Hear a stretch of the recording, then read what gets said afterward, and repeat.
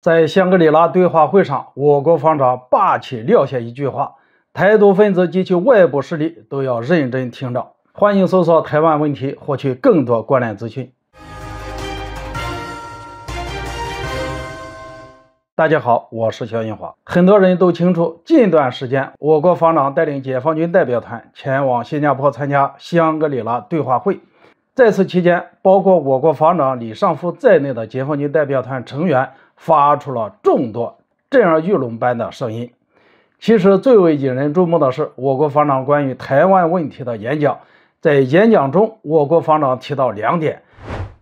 台湾当局挟洋谋独，外部势力依台制华，这才是制造台海局势紧张的根源。所以面对当前的情况，中国必须统一，也必然统一，这是大势所趋，人心所向。大陆方面会尽最大诚意，尽最大努力进行和平统一，但绝不承诺放弃使用武力。除此之外，如果有人胆敢将台湾从中国分裂出去，解放军不会迟疑，不管付出多大的代价，都会出手维护国家主权与领土完整。我国方长的话不仅展示出大陆方面对台湾当局以及外部势力的霸气，同时也指出了台湾回归祖国怀抱，这是大势所趋，任何人和任何力量都无法阻挡的。最为重要的是，在这段演讲中，我国方长再次强调了绝不放弃使用武力，以及外部势力胆敢分裂中国，解放军势必不惜一战的决心。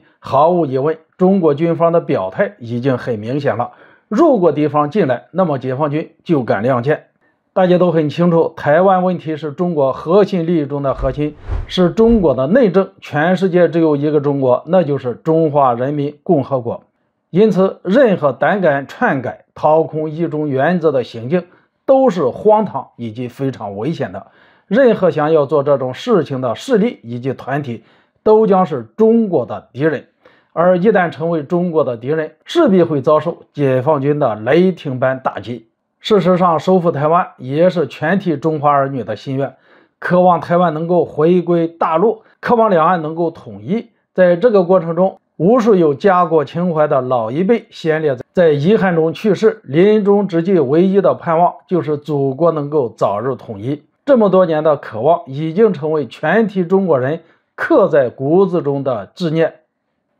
我们不可能放弃收复台湾，并且任何胆敢阻扰中国统一的人，全体中国人民也绝对不会答应。所以说，奉劝民进党当局以及诸如美国等外部势力，需要认真听一听，听懂中国发出的声音，听懂解放军以及大陆方面的决心，不要倒行逆施，违背历史大势，不然最后的代价恐怕你们承受不起。好了，今天就说到这里，咱们下次见。